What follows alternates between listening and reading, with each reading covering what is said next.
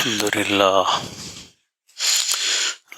لله نحمده ونستعينه ونستغفره ونؤمن به ونتوكل عليه ونعوذ بالله من شرور أنفسنا ومن سيئات أعمالنا من يهد الله فلا مضل له ومن يضلل فلا هادي له نشهد أن لا إله إلا الله وحده لا شريك له ونشهد أن سيدنا ونبينا ومولانا محمدا عبده ورسوله صلى الله تعالى عليه وعلى آله وأصحابه وأتباعه وأزواجه وذرياته وبارك وسلم تسليما كثيرا كثيرا أما بعد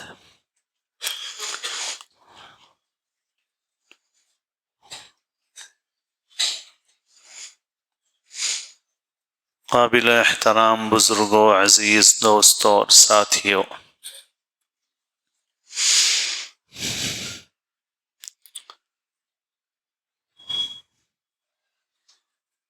رسول اللہ صلی اللہ علیہ وسلم نے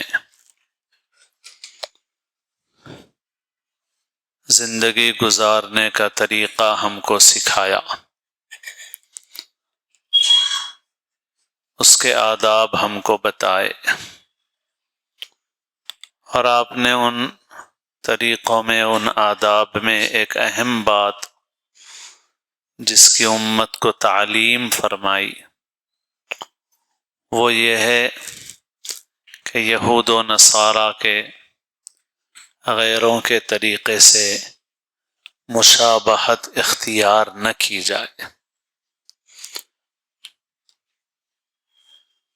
نیک لوگوں کا طریقہ اختیار کیا جائے۔ زندگی کے مختلف کاموں میں اس کی ہدایت دی گئی، کھانے پینے کے طریقوں میں بھی بتایا کہ عاجزی اور تواضع والوں کا طریقہ اختیار کرو، بندے بن کر رہو، سرکشی اختیار مت کرو۔ آپ نے فرمایا میں ایسے کھاتا ہوں جیسے کوئی غلام کھاتا ہے، میں ٹیک لگا کر نہیں کھاتا۔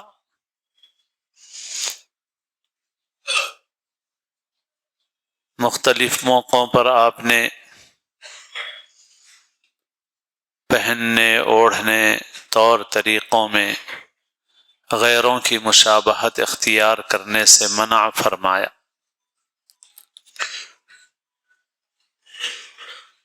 یہ شریعت کا ایک حکم ہے، حتی الامکان مسلمان اپنی شناخت کو، اپنی پہچان کو باقی رکھیں، اس کی اہمیت ہے۔ اگر یہ چیز باقی نہیں رہتی ہے تو پھر اندرونی اعتبار سے بھی کمزوری پیدا ہو جاتی ہے۔ فطری طور پر انسان جو ظاہر اختیار کرتا ہے اس کا اثر اندرون پر پڑتا ہے۔ مثلا ایک فوجی ہے، وہ جب اپنی وردی، اپنا یونیفارم، اپنا لباس پہنتا ہے تو اندر بھی اس کے اندر ایک اسپرٹ پیدا ہوتی ہے، ایک کیفیت پیدا ہوتی ہے۔ اسی وجہ سے مردوں کو عورتوں کی مشابہت، عورتوں کو مردوں کی مشابہت سے بھی منع کیا گیا، کیونکہ آدمی جو ظاہر اختیار کرتا ہے، جو لباس پہنتا ہے، ظاہری طور طریق اختیار کرتا ہے، ان کا اثر اندر بھی پڑتا ہے۔ ایک حدیث میں آپ نے فرمایا لا تأکلوا بالشمال فإن الشیطان یأکل بشمالہ، کہ بائیں ہاتھ سے مت کھاؤ پیو، شیطان بائیں ہاتھ سے کھاتا پیتا ہے۔ اب بہت دیکھنے میں چھوٹی سی چیز ہے، مگر حضور نے تعلیم فرمائی اور مسلمان پابند ہے ان تعلیمات کا۔ اب آج کل ہم دیکھ رہے ہیں کہ بائیں ہاتھ سے پینا بھی ایک فیشن بن گیا۔ میں نے ایک مرتبہ ایک اشتہار دیکھا گاڑی پہ کسی کول ڈرنک وغیرہ کا، اور میں گاڑی میں ایک ساتھی کے ساتھ بیٹھا ہوا تھا، تو میں نے ان سے کہا کہ دیکھو اس اشتہار میں یہ شخص کسی چیز کی تشہیر کر رہا ہے مگر بائیں ہاتھ سے پی رہا ہے۔ تو انہوں نے کہا کہ صرف یہی نہیں ہے، عام طور پر کمپنیوں میں، آفسوں میں ماحول ایسا ہی بنا ہوا ہے، بائیں ہاتھ سے پیتے ہیں۔ تو مسلمان کے لیے یہ چیز چھوٹی معمولی نہیں ہے، بہت اہم ہے۔ تو اب جو مسلمان نوجوان ہے اس کو تو سیکھنا ہے اور اس کو پابند رہنا ہے، وہ بائیں ہاتھ سے نہیں کھائے گا پیے گا، سیدھا ہاتھ استعمال کرے گا کھانے کے لیے، پینے کے لیے۔ تو بہرحال یہ ہے کہ یہ جو چھوٹی چھوٹی باتیں نظر آتی ہیں یہ حقیقت میں چھوٹی نہیں ہیں، ان کا اثر دور تک جاتا ہے۔ اس وجہ سے دین کے 5 شعبے ہیں، عقائد ہیں، عبادات، معاملات، معاشرت، اخلاق۔ ان میں سے 2 کا تعلق انسان کے اندرون سے ہے، عقیدے کا تعلق اندرون سے ہے، اخلاق کا تعلق بھی اندرون سے ہے، لیکن باقی عبادات، معاملات، معاشرت، اس کا تعلق ظاہر سے ہے۔ تو معاشرت کے احکام ہم کو دیے گئے ظاہر سے متعلق ہیں وہ۔ اب بعض لوگ جو دین کا صحیح علم، صحیح سمجھ نہیں رکھتے، وہ بعض وقت بولتے بھی ہیں زبان سے کہ بھئی ظاہر کا کیا ہے، کپڑوں کا کیا ہے، لباس کا کیا ہے، اندر صحیح ہونا چاہیے۔ تو یہ غلط فہمی ہے، ناسمجھی کی بات ہے۔ ظاہر کی بھی اہمیت ہے، کپڑوں کی بھی اہمیت ہے، کھانے پینے کے طریقوں کی بھی اہمیت ہے۔ اس لیے مسلمان کو پوری زندگی ان چیزوں کا لحاظ رکھنا چاہیے۔ پہلے زمانے میں یہ ذرائع ابلاغ نہیں تھے، یعنی جیسے ٹی وی آ گیا، انٹرنیٹ آ گیا، تو اس طرح کے اثرات جو منتقل ہوتے تھے وہ آسانی سے نہیں منتقل ہوتے تھے۔ کہیں جا کے کسی کی صحبت میں رہتا تو اس سے سیکھ کے آتا تھا، لیکن اب جب سے یہ چیزیں آ گئی ہیں تو اب شیطانی طاقتیں جس چیز کو پھیلانا چاہتی ہیں اس کو اسکرین پر لے آتی ہیں، فلموں میں، بلکہ اشتہارات میں۔ اب تو اب لوگوں کا مزاج ایسا بن گیا ہے کہ اشتہار میں جو دیکھ رہے ہیں اس کی نقل کر رہے ہیں، فلموں میں جو دیکھ رہے ہیں اس کی نقل کر رہے ہیں، لباس میں، بال بنانے میں، حالانکہ شریعت کے احکام ہیں۔ سر کے ایک حصے کو منڈانا اور ایک حصے میں بال رکھنا حدیث میں صراحت سے منع ہے، یہ حدیث میں منع کیا گیا، نہیں کرنا چاہیے۔ مردوں اور عورتوں میں لباس میں فرق نہ رہے، عورتیں مردوں جیسا لباس پہنے، مرد عورتوں جیسا لباس پہنے، تو یہ معمولی چیز نہیں ہے۔ حدیثوں میں صراحت کے ساتھ رسول اللہ صلی اللہ علیہ وسلم نے لعنت فرمائی ہے، بار بار لعنت فرمائی ہے، اور لعنت کرنے کا حکم فرمایا ہے ایسے لوگوں پر جو ایسے طریقے اختیار کریں۔ لیکن اب ہم خود اپنے ماحول کو دیکھیں، ہمارے ماحول میں یہ خراب چیزیں اتنی آ گئی ہیں کہ اب دل سے، دماغ سے ان کی خرابی کا احساس بھی ختم ہوتا جا رہا ہے۔ بہت معمولی سمجھا جا رہا ہے اب اس کو، اس قدر پھیل گئی ہیں چیزیں۔ اور ان ذرائع کا اثر ہے، عرب ملکوں میں بھی ایسا ہی حال ہے، بلکہ بعض اوقات عرب ملکوں میں مقدس شہروں میں کبھی کبھی بازار سے گزرتے ہوئے کپڑوں کی دکانوں پر نظر پڑتی ہے تو خیال ہوتا ہے کہ بھئی یہ مسلمانوں کی جگہ ہے یا کوئی یورپ ہے یہ، کیونکہ لباس سارے ویسے ہی نظر آتے ہیں۔ تو آہستہ آہستہ برائی ختم ہوتی جا رہی ہے دل سے، لیکن یہ اہم بات ہے، توجہ کرنے کی چیز ہے۔ حضرت محی السنہ مولانا شاہ ابرار الحق صاحب رحمۃ اللہ علیہ ظاہر کی اہمیت کے متعلق نصیحتیں فرماتے تھے، بہت سی مثالیں دیتے تھے، ایک نہیں کئی ایک مثالیں دیتے تھے حضرت فرماتے تھے کہ بھائی کبوتر ہے، معمولی سا پرندہ ہے، ایک چھوٹا سا پرندہ ہے، اور اس کا ظاہر اس کے پر ہیں، لیکن اس کے پر اکھیڑ دو تو اس کی جان بھی خطرے میں پڑ جائے گی۔ یہ پر ہیں تو بلی اس کو پکڑ نہیں سکتی ہے، تیز رفتار بلی بھی اس کو اپنا شکار نہیں بنا سکتی، لیکن اب کسی عقل کے دشمن کو خیال آیا کہ بھئی اصل تو باطن ہے، ظاہر کا کیا ہے، لہذا اس نے سارے پر اکھاڑ دیے۔ تو پر اکھیڑ دیے تو ایک بلی نہیں بلکہ ایک چھوٹا سا بچہ بھی کبوتر کو پکڑ لے گا۔ ہاں، تیز رفتار بھی کوئی نہیں پکڑ سکتا تھا، اب تو چھوٹا سا بچہ بھی پکڑ لے گا اس کو، بلی جھپٹا مارے گی، ختم کر دے گی۔ بھئی اصل تو اندر ہے، باطن ہے، اندرون ہے، مگر یہ ظاہر باطن کی حفاظت کر رہا ہے، یہ ظاہر اگر نہیں ہے تو باطن بھی خطرے میں۔ اور بھی کئی مثالیں دیتے تھے حضرت۔ ایک واقعہ ہم بھی بار بار عرض کرتے ہیں، ایک مرتبہ کوئی لڑکی جل گئی، ڈاکٹروں نے کہا کہ بھئی یہ اتنے % جل گئی ہے، اب جینے کی امید نہیں ہے۔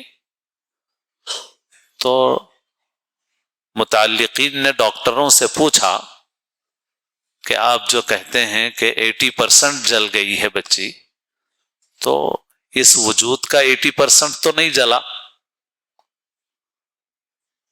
اور پھر جان خطرے میں پڑ گئی، ایسا کیوں؟ تو ڈاکٹروں نے بتایا کہ 80% پورے جسم کا 80% نہیں جلتا ہے، وہ جو کھال ہے، اسکن ہے، جو اسکن کا سسٹم اللہ نے بنایا ہے، اس کا % زیادہ جل جائے تو پھر خطرے میں پڑ جاتی ہے جان۔